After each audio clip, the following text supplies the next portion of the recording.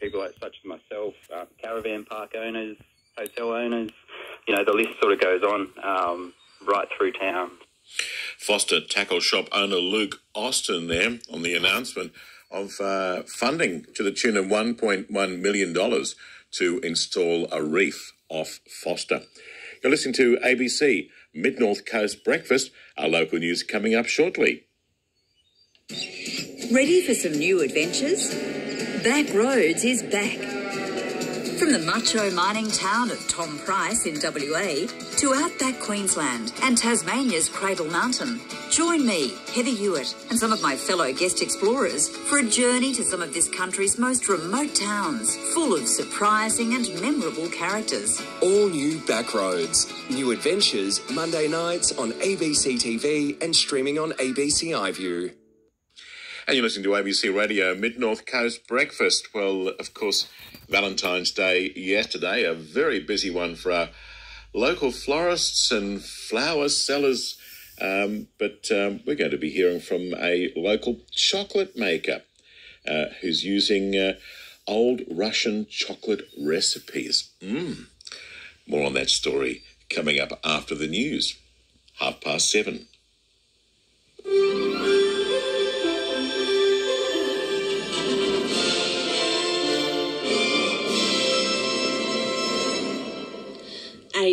19 degrees in Coffs Harbour and 18 in Port Macquarie. Good morning, Madeline Cross with ABC Mid-North and Coffs Coast News. Local nurses and midwives across New South Wales have vowed to push ahead with their statewide strike action today, despite the Industrial Relations Commission ordering them not to. It's the first statewide strike in nearly a decade. There'll be rallies in Coffs Harbour, Kempsey, Port Macquarie and Taree. Katrina Lee from the Nurses and Midwives Association says it's a last resort for nurses who have been pushed over the edge by the recent Omicron wave. Whole outbreak, nurses were absolutely told that you're essential workers and yet still couldn't get a reasonable pay offer. It's been going on for a significant period of time now. Nurses have just had enough. They're exhausted, they're fatigued, and they're really pretty angry that nobody's listening.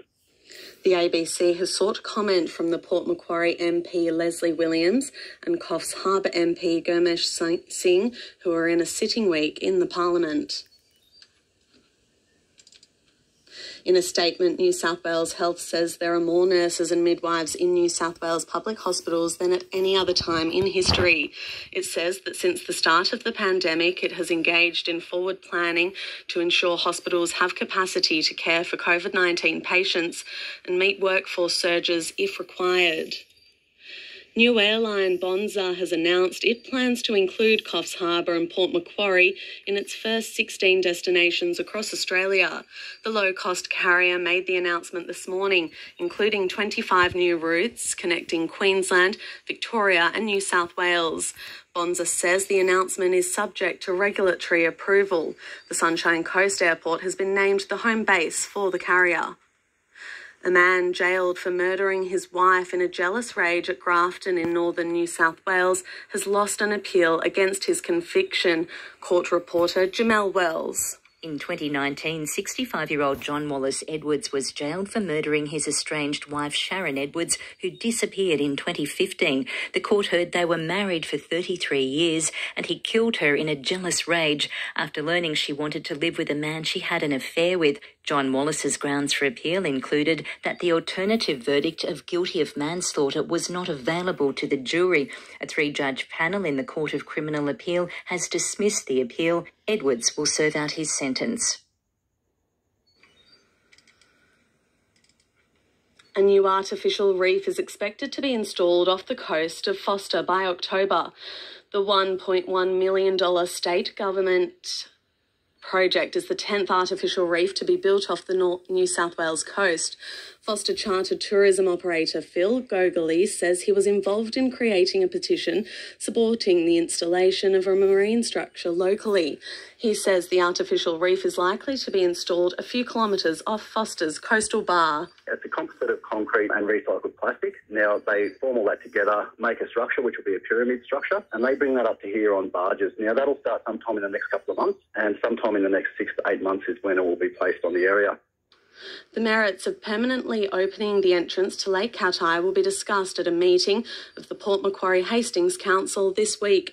Emma Ciosian reports. The Port Macquarie Hastings Mayor Peter Pinson has put forward the idea in a mayoral minute, which will be discussed at tomorrow night's meeting. She says the council should note the ongoing and growing community angst at Lake Cat-Eye not being mechanically opened by the council for recreation and flooding purposes, and that the mayor and deputy mayor should meet with the Minister for Lands and Water to discuss the merits of permanently opening the entrance to the Lake Cat-Eye estuarine system. The mayor says the benefits of opening the lake would include healthy and abundant marine life and a boost for boating, recreation and tourism.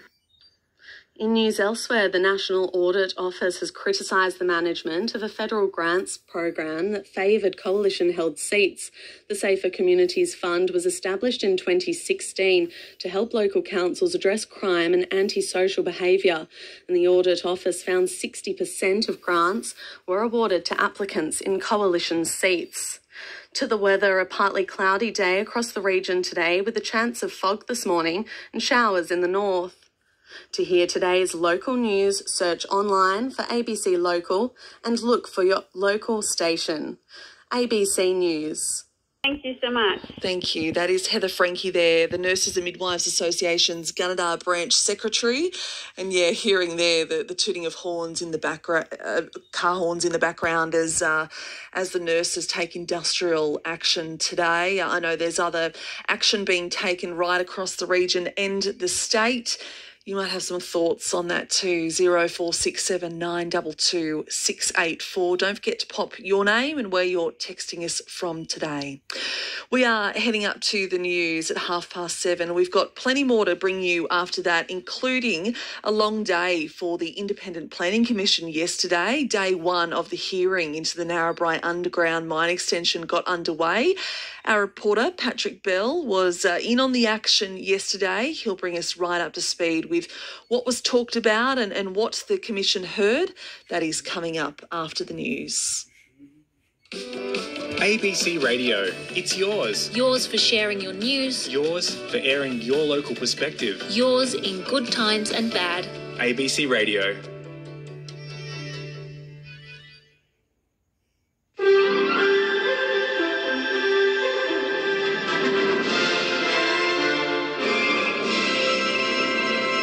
ABC News for New England Northwest. Good morning, I'm Kemi Maguire.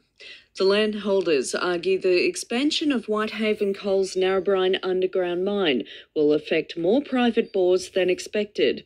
The company has committed to make good arrangements for the 9 farming families whose bores are likely to be impacted. The first day of a public hearing into the project heard concerns the true number will be higher. Boggabri farmer Richard Avendano says the company's offer to drill another bore means little if the aquifer is drawn down. I hardly think it was suitable or even close to any kind of, make good agreement when it's as close to the existing bore as possible. And if that existing bore is dropping by nearly 3 metres, what good is that other bore? The Narrabri and District Chamber of Commerce welcomes the extension and says it's vital to keeping young people in the region. The chair, Russell Stewart, says the Northwest needs a diverse economy to sustain its workforce during hard times of the agricultural sector. It's all very well for out-of-town opponents to do their best in any way they can to close down our critical local industries, because clearly their ability to support their families and community won't change. Nurses in the region will walk off the job today, arguing the New South Wales government will not negotiate on public hospital staffing levels. It's part of a statewide show of force by the New South Wales Nurses and Midwives Association. The union is calling on the Premier to introduce shift-by-shift nursing and midwifery staff ratios. The Vice President of the union's Tamworth branch, Max Kettle, says the problem is getting worse. The workload has just been increasing for the staff at Tamworth because of obviously COVID, but because of the lack of action from the government to mandate ratios, something we've been pushing for many, many years. The Secretary of the Rural Doctors Association of New South Wales, Tamworth's Ian Kammerman, says the regional health sector desperately needs midwives also. we're terribly short of rural midwives, and that certainly has a significant effect on the availability of birthing services. And often rural midwives have to work in other departments as well, simply because birthing numbers are generally smaller in rural hospital. The Liverpool Plains Shire Council is seeking more than $2.5 million from the state government to repair its flood-damaged roads. Heavy rain in late November and early December caused damage to 60% of the council's roads and forced the declaration of a state of emergency. Mayor Doug Hawkins says the flood event meant 14 roads were closed to traffic and a further 15 were accessible only by four-wheel drive. The national wool market will see its biggest offering of bales in 18 months. 56,000 bales will go under the hammer over the next 3 days. Gemelong Wool Northern Regional Manager Timothy Jury says growers who held on to wool are capitalising on better prices. Last season, COVID had quite a dramatic effect on the wool industry or on the wool market because everyone went into lockdown overseas and all factories shut. So there was a lot of it in storage, and now with the market being pretty good, people have decided it's time to sell, basically. A budget airline will offer 6 new flights out of Newcastle each week to 2 Queensland destinations. Subject to approvals from mid-2022, Bonza will operate 4 flights a week to the Sunshine Coast and 2 flights to the Whitsundays. Newcastle Airport CEO Peter Cox says it's an exciting opportunity to connect the region with more of Australia, boosting domestic travel. And briefly in sport, Australia's aerial skiers Laura Peel and Danielle Scott have finished out of the medals at the Beijing Olympics overnight, despite qualifying for the finals inside the top 3. Tracy Home reports. World champion Peel and the highly ranked Scott looked good in qualifying, making it directly through to the finals, ranked first and third. Sitting between them was China's former world champion Xu Mengtao, who went on to claim gold in the super final with a score of 108.61. Peel struggled with her landings in the windy conditions, finishing 5th with a top score of 78.56. It's going to be partly cloudy with fog building on and east of the northern Tableland Ranges early this morning. Medium chance of showers towards this afternoon. Tamworth heading for a top of 32 today, 23 in Armidale. ABC News. Just a change in price. I know some of the building materials are difficult to get right now. Have you experienced that? 0487 99 1233. If you've been building, we'd love to hear from you. So mostly sunny today. A few light winds around and heading for a warm 31 degrees in Singleton and Scone. A bit cooler along the coast. Newcastle, you're heading for 28.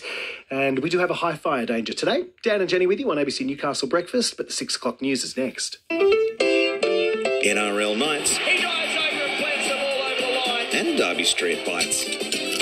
For the latest news, culture and sport, stick with ABC Newcastle. ABC Newcastle. Your local.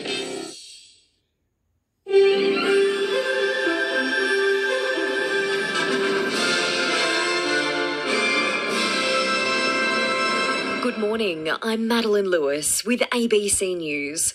Thousands of nurses across the state will walk off the job today, defying an order from the Industrial Relations Commission that they call off their planned strike. More from Jean Kennedy. Crisis talks between the Nurses' Union and the Health Minister yesterday failed to resolve the stalemate in negotiations over pay and staffing levels in hospitals. The government then went to the IRC, which issued a ruling late yesterday afternoon banning today's strike action. But the union's Brett Holmes says nurses will push on with today's statewide strike. Unfortunately for the government, our members will not be silenced. They wish to be heard and they need to be heard. New South Wales Health says the strike action could cause delays and disruption for patients, with plans in place to provide emergency care for those who need it. Former NRL player Jared Hayne is today expected to apply for bail as he awaits a third trial for sexual assault charges. Court reporter Jamel Wells. The 33-year-old has spent 9 months in jail after he was found guilty of sexually assaulting a woman in her bedroom in the New South Wales Hunter on grand final night in 2018. The ex-Parramatta player faced a retrial after his first ended with a hung jury. In May last year, he was jailed for up to 5 years and 9 months. The Court of Appeal yesterday quashed his convictions and ordered a retrial. A prominent Chinese Australian political donor has been named in federal parliament as being the mysterious puppeteer behind a thwarted foreign interference plot to back political candidates in the next election. During a Senate estimates hearing, Labor Senator Kimberley Kitching used parliamentary privilege to suggest to the head of intelligence agency ASIO that the wealthy businessman behind the conspiracy was property developer Chow Chak Wing. ASIO boss Mike Burgess told the committee he would not discuss the matter publicly. Senator, as I've said before, I will not comment on speculation of who is and who isn't targets in general or in specifically as you're asking me there. I think it's unfair that you ask me that question in public. New South Wales Treasurer Matt Keane has conceded that the Liberal Party almost lost the seat of Willoughby in the weekend by-election and says the rise of independents is a major threat to the party.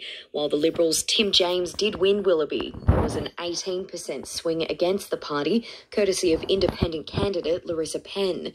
Matt Keane has told the ABC's 7:30 program the outcome in Willoughby, which is former Premier Gladys Berejiklian's old seat, has huge ramifications for other blue ribbon Liberal seats in the upcoming federal election. He says the rise of independents, especially in inner city seats in Sydney and Melbourne, is a big threat to the Liberal Party. What we saw on the weekend in Willoughby, which is a seat almost entirely within the seat of North Sydney, is that an independent campaign, which wasn't well financed and it wasn't well organised, almost won the seat. So this is a huge risk that we face in our heartland seats around Sydney and Melbourne. The latest housing approval statistics reveal a jump in activity across the Hunter and Central Coast. Detached dwellings accounted for more than 7,000 new approvals during 2021, up 25% on the year before. Much of the activity centred around Lake Macquarie, Maitland and Newcastle, with Cessnock leading multi-unit approvals increasing 123%. Craig Jenian from the Housing Industry Australia Hunter branch says the Hunter Expressway is driving change. The latest data is showing that approvals are almost the strongest as they've been in many years. So we're starting to see the attraction of those lower Hunter, mid Hunter locations. Also, we are seeing that a lot of multi-unit approvals are starting to occur in Cessnock as well. And in cricket, New South Wales has overcome a nervous run chase to record a 5-wicket win over Queensland in a rain-affected one-day cup clash at the Gabba. The Blues reached its revised target of 101 with 18 balls to spare, but not before slumping to 5 for 55. New South Wales captain Jason Sanger says intermittent rain didn't make it easy. They're always the trickiest games of cricket, those ones, especially when there's so much stop starting. There's a lot of external factors can come into the game, but yeah, pretty proud of the boys. A mostly sunny day expected in the Hunter region today. Newcastle heading for a top of 28 degrees, Maitland 29, Singleton and Scone expecting a top of 31.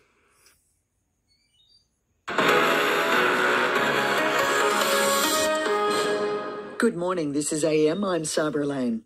Prominent Chinese Australian businessman Chow Chak... About the biggest sporting events on the planet this week. Getting out and about? Take Toto to Glenrock. Bike the Fernley with Jen. Walk lakeside with Dan. Maybe a Wattigans weekend with Hamo. If you're getting active, get the app. ABC Newcastle. Streaming live 24/7 on the ABC Listen app.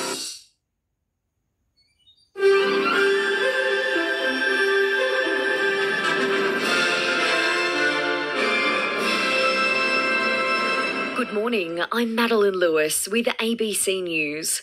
Nurses and midwives across New South Wales have vowed to push ahead with their statewide strike action today, despite the Industrial Relations Commission ordering them not to.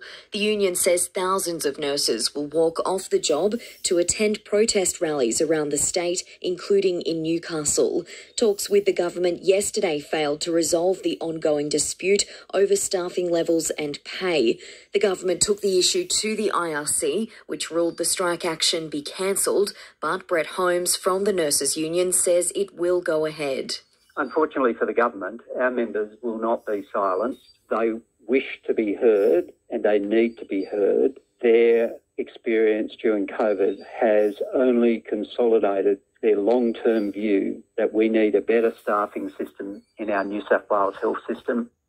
Federal police have revealed a man charged with gun offences at a protest in Canberra also had building plans of Parliament House in his possession. The man was charged with possessing an illegal firearm after his car was searched during the Convoy to Canberra protests. In a parliamentary hearing, AFP Commissioner Reece Kershaw told Labor Senator Christina Keneally the gun wasn't the only concerning item in his possession. There was one individual that had an illicit firearm with ammunition and some plans of this house, which had plans of the Parliament. Yeah, and but as you know, that some of those are publicly available. But it was just of course interest to us. But it would indicate concern. We were concerned, yes. Lower Hunter farmers concerned over proposed new irrigation limits will meet face-to-face with Department of Planning, Industry and Environment officials today. It follows a community meeting attended by around 150 farmers who say if the regulations are adopted, it could wipe out local jobs and businesses. Farmer Stephen Snedden says there's not enough data to justify the strict new regulations. Everybody wants the right decisions to be made. There's no bigger guardian or carer of the land than the farmers whose livelihoods depend on it. And we want to make sure things are right and make sure the monitoring gets in place. Let's put adaptive measures in place if we need it, and let's take it from there. A budget airline will offer 6 new flights out of Newcastle each week to 2 Queensland destinations. Subject to approvals from mid-2022, Bonza will operate 4 flights a week to the Sunshine Coast and 2 flights to the Whitsundays. Newcastle Airport CEO Peter Koch says it's an exciting opportunity to connect the region with more of Australia, boosting domestic travel. After years of failed negotiations, the owner of the bombed Sari nightclub in Bali has agreed to sell some of the site for a peace park ahead of the 20th anniversary of the Bali bombings. Indonesia correspondent Anne Barker reports. The site's owner has agreed to sell 560 square metres where the Sari Club stood for $4.4 million. He's given till the end of March for the money to be raised.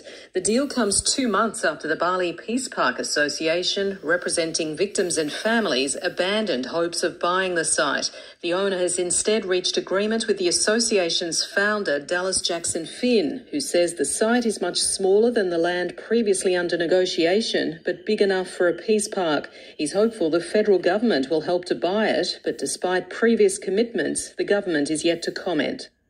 The International Olympic Committee says there will be no medal presentation in Beijing if the teenage Russian figure skater at the centre of a doping scandal wins a medal.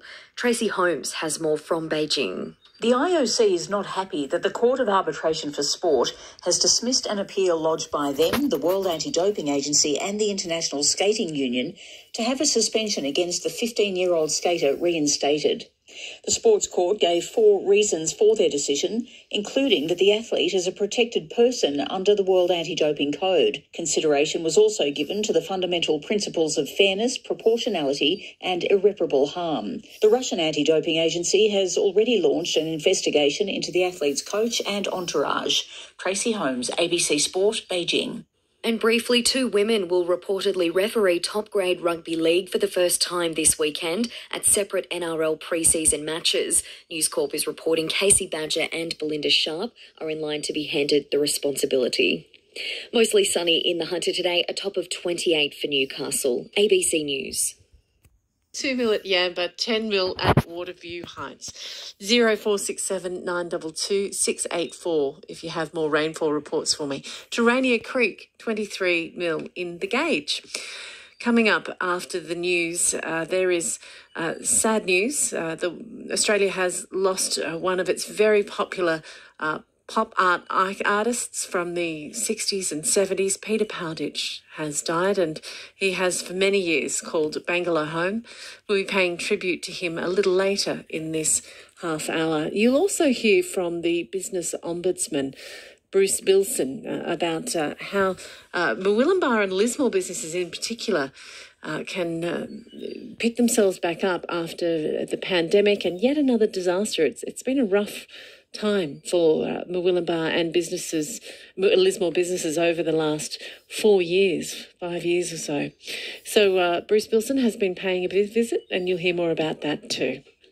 It's the age-old story. Boy meets girl. They hook up, but then... You're the guy from The Thing. He's a famous actor, and you're a little rat nobody. They break up, they unbreak up, there's naughty bits. What are they talking about? What are they talking about? Sex things to do with me and stuff. Comedian Rose Matafeo is starstruck. Does he know about us? Us? Season 2 of Starstruck. Back Wednesday, February 16 on ABC TV and streaming on ABC iView. Tenterfield 22 and a possible shower today. The Northern Rivers partly cloudy. Temperatures in the mid to high 20s. It's news time, 7:30.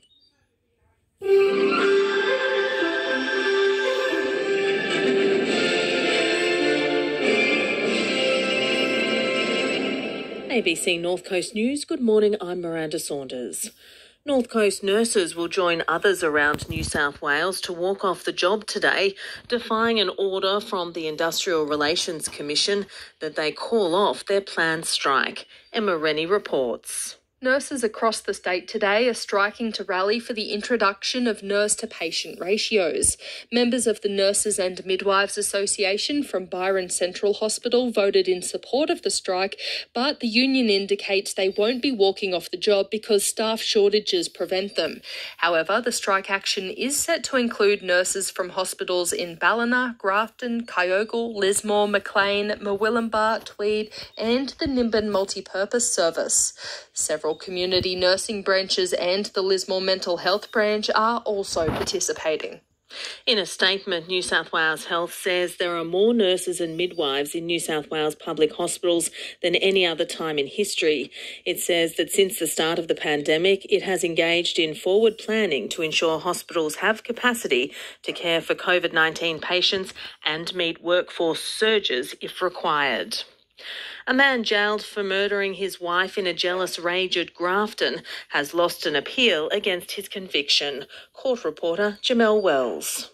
In 2019, 65-year-old John Wallace Edwards was jailed for murdering his estranged wife Sharon Edwards, who disappeared in 2015. The court heard they were married for 33 years and he killed her in a jealous rage after learning she wanted to live with a man she had an affair with. John Wallace's grounds for appeal included that the alternative verdict of guilty of manslaughter was not available to the jury. A 3-judge panel in the Court of Criminal Appeal has dismissed the appeal. Edwards will serve out his sentence.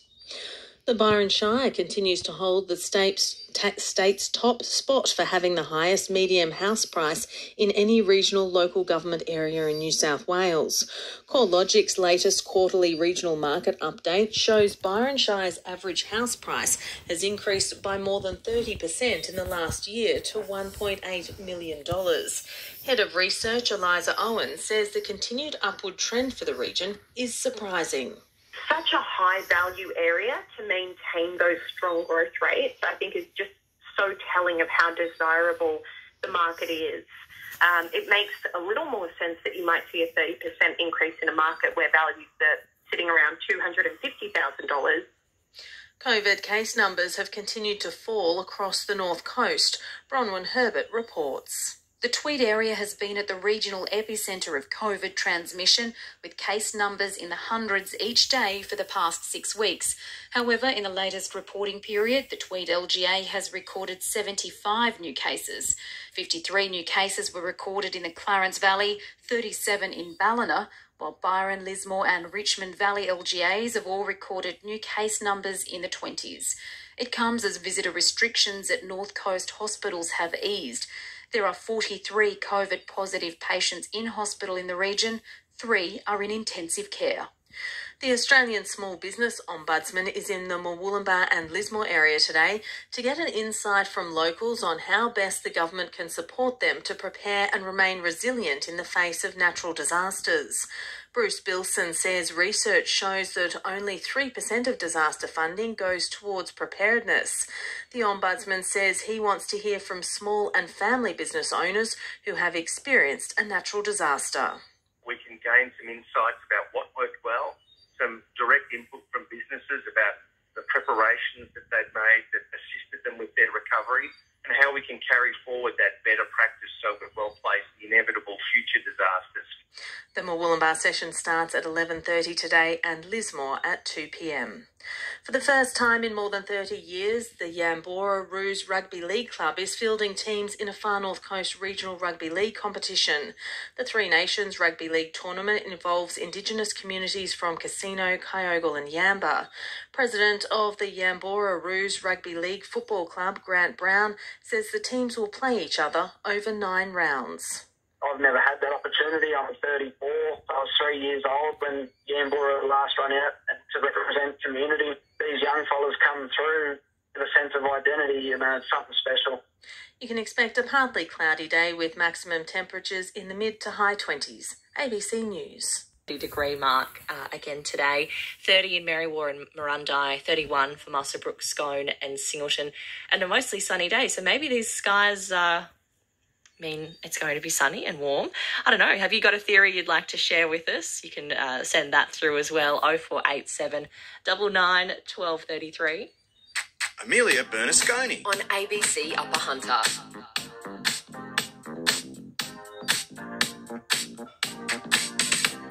Great to be with you this Tuesday morning, the 15th of February today. And I wonder if you remember this iconic Aussie ad. A bottle of milk, thanks. Low fat, no fat, full cream, high calcium, high protein soy, light skim, omega-3, high calcium with vitamin D and folate or extra dollop. Well, after the 7 o'clock news, how alternative would you go with your milk? We're going to have a taste test of one type of milk you might not have thought about trying. That's coming your way after the news. It's 7 o'clock. ABC Radio, it's yours. Yours for sharing your news. Yours for airing your local perspective. Yours in good times and bad. ABC Upper Hunter.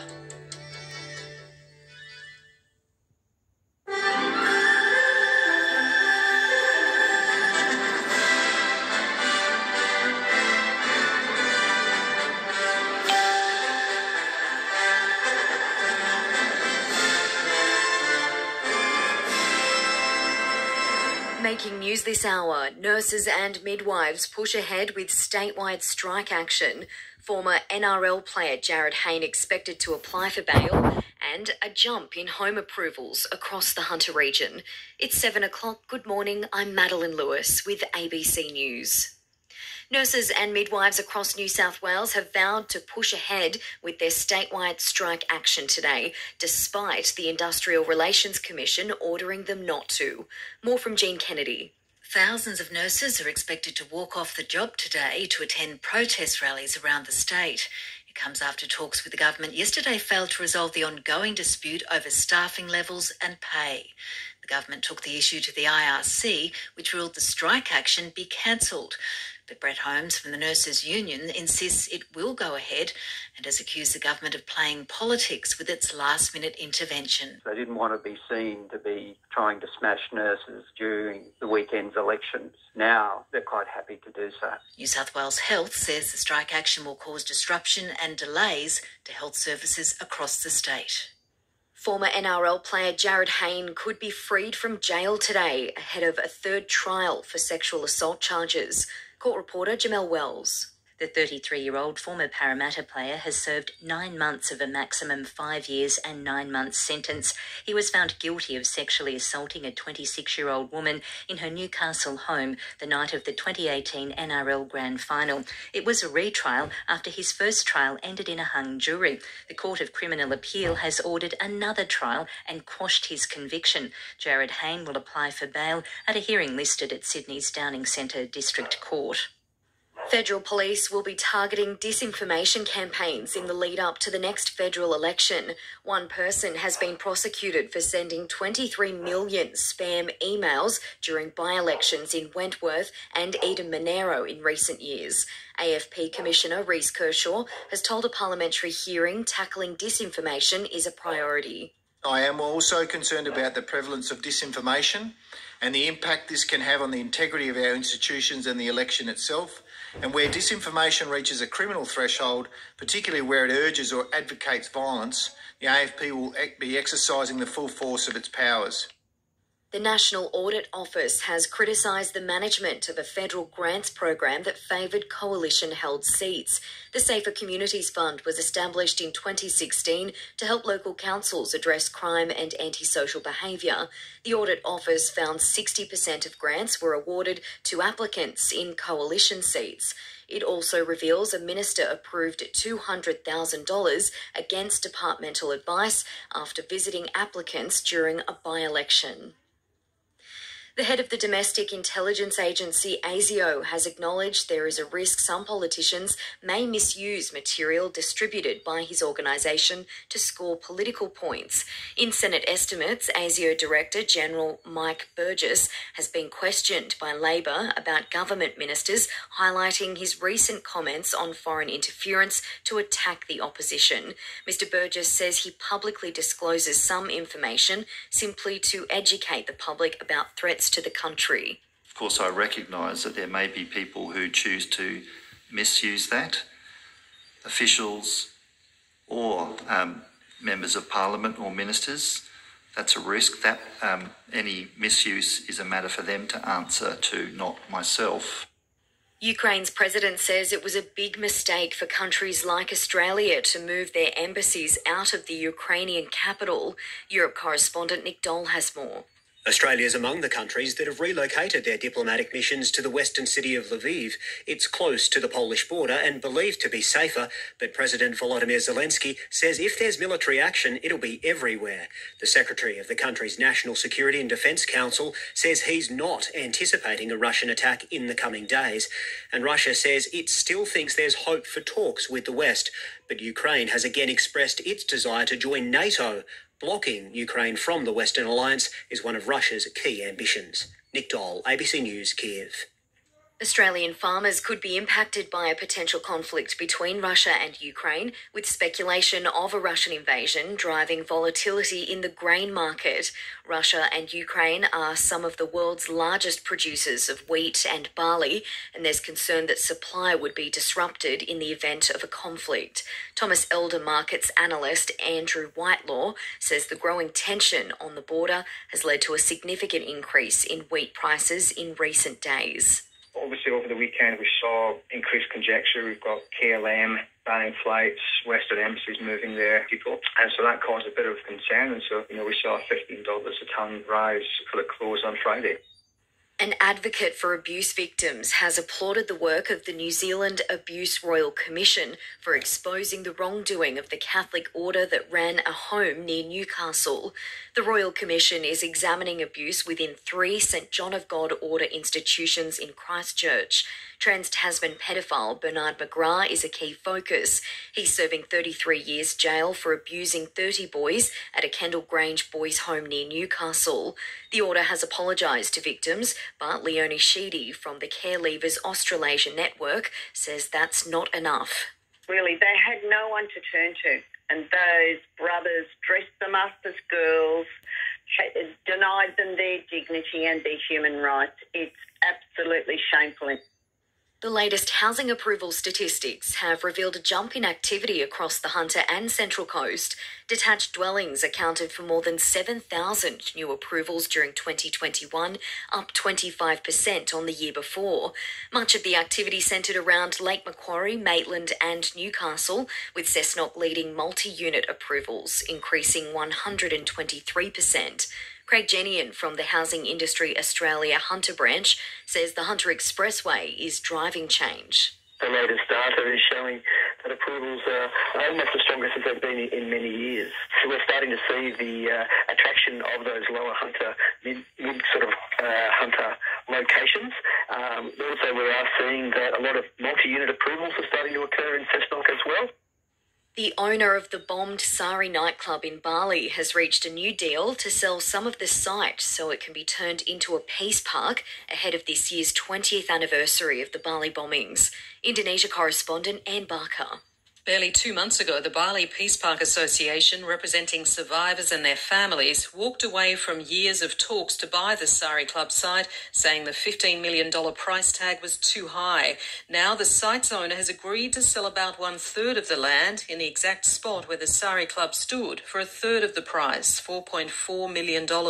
He's effectively signed an agreement with one man, Dallas Jackson Finn, who originally founded the Peace Park Association. He's now hoping the federal government will honour its previous commitment to help buy the land, but so far the government is yet to comment. To sport, and snowboarder Tess Cody will be leading the Australian charge at the Beijing Winter Olympics today, with Australians also featuring in alpine skiing and figure skating. Tracy Holmes reports. The big air event is the final snowboard contest at these games, with Cody qualifying for the final in 7th place. The favourite going into the final is New Zealand's Zoe Sadarsky-Sinnott, who won the Kiwis' first ever gold medal last week in the slopestyle event, with Cody taking bronze. Also in action today, figure skater Kailani Crane in this evening's short program, and alpine skier Greta Small will contest the women's downhill. Tracy Holmes in Beijing for ABC Sport. And now with more sport, here's Jack Snape. Australian cricketer Michael Neser is in doubt for next month's historic tour of Pakistan after appearing to injure his side in last night's domestic one-day cup clash at the Gabba. The 31-year-old fast bowler could not complete his first over for the Bulls as New Zealand recorded a 5-wicket win in the rain-affected clash. As the domestic season approaches its conclusion, Blues captain Jason Sangha says his side is feeling good. Beating them at their home turf is always quite nice, and hopefully we can get a few more individual performances out of our younger guys in the next couple of weeks. The New Zealand Breakers have beaten the Taipans in Cairns 84 points to 83 in their National Basketball League match last night.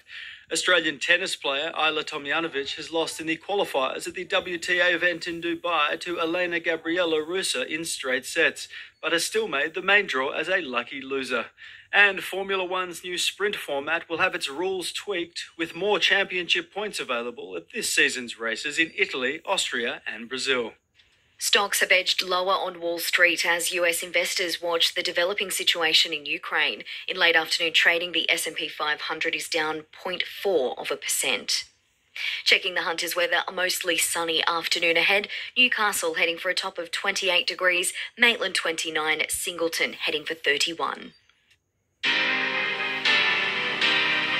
Amelia Bernasconi on ABC Upper Hunter. ABC Upper Hunter.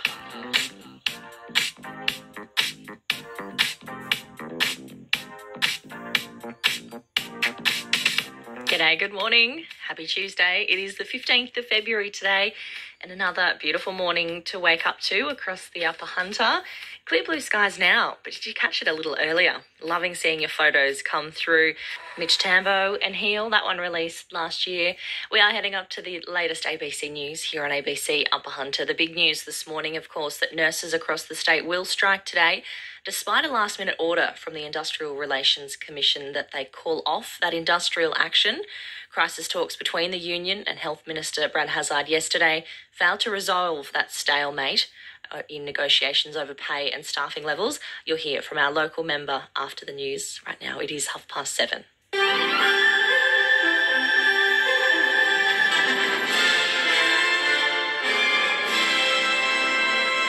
Good morning, I'm Madeline Lewis with ABC Hunter News.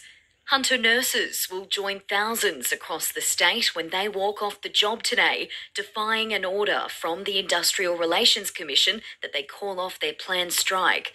More from Jean Kennedy. Crisis talks between the Nurses Union and the Health Minister yesterday failed to resolve the stalemate in negotiations over pay and staffing levels in hospitals. The government then went to the IRC, which issued a ruling late yesterday afternoon banning today's strike action. But the union's Brett Holmes says nurses will push on with today's statewide strike. Unfortunately for the government, our members will not be silenced. They wish to be heard and they need to be heard. New South Wales Health says the strike action could cause delays and disruption for patients, with plans in place to provide emergency care for those who need it. Former NRL player Jared Hayne is today expected to apply for bail as he awaits a third trial for sexual assault charges. Court reporter Jamel Wells. The 33-year-old has spent 9 months in jail after he was found guilty of sexually assaulting a woman in her bedroom in the New South Wales Hunter on grand final night in 2018. The ex-Parramatta player faced a retrial after his first ended with a hung jury. In May last year, he was jailed for up to 5 years and 9 months. The Court of Appeal yesterday quashed his convictions and ordered a retrial. Lower Hunter farmers concerned over proposed new irrigation limits will meet face-to-face with Department of Planning, Industry and Environment officials today. It follows a community meeting attended by around 150 farmers who say if the regulations are adopted, it could wipe out local jobs and businesses. Farmer Stephen Snedden says there's not enough data to justify the strict new regulations. Everybody wants the right decisions to be made. There's no bigger guardian or care of the land than the farmers whose livelihoods depend on it. And we want to make sure things are right and make sure the monitoring gets in place. Let's put adaptive measures in place if we need it, and let's take it from there. A budget airline will offer 6 new flights out of Newcastle each week to 2 Queensland destinations. Subject to approvals from mid-2022, Bonza will operate 4 flights a week to the Sunshine Coast and 2 flights to the Whitsundays. Newcastle Airport CEO Peter Cock says it's an exciting opportunity to connect the region with more of Australia, boosting domestic travel. Business Hunter has welcomed the state government's call for registrations of interest into repurposing more than 50 hectares of former BHP land at Mayfield. Port of Newcastle has previously offered to purchase the land as part of its planned container terminal next to the site and says it's surprised and disappointed with the state government decision. Business Hunter CEO Bob Hawes says the site has sat idle for long enough and action is needed now. It's unfortunate that the government weren't able to come to a deal with the port for whatever reason. But the land has truly been sitting there for long enough, and we really do need to get on with it. And I'm really glad that this process has started. Abuse advocates say it beggars belief a known Catholic abuser was moved between children's homes in Newcastle and Christchurch.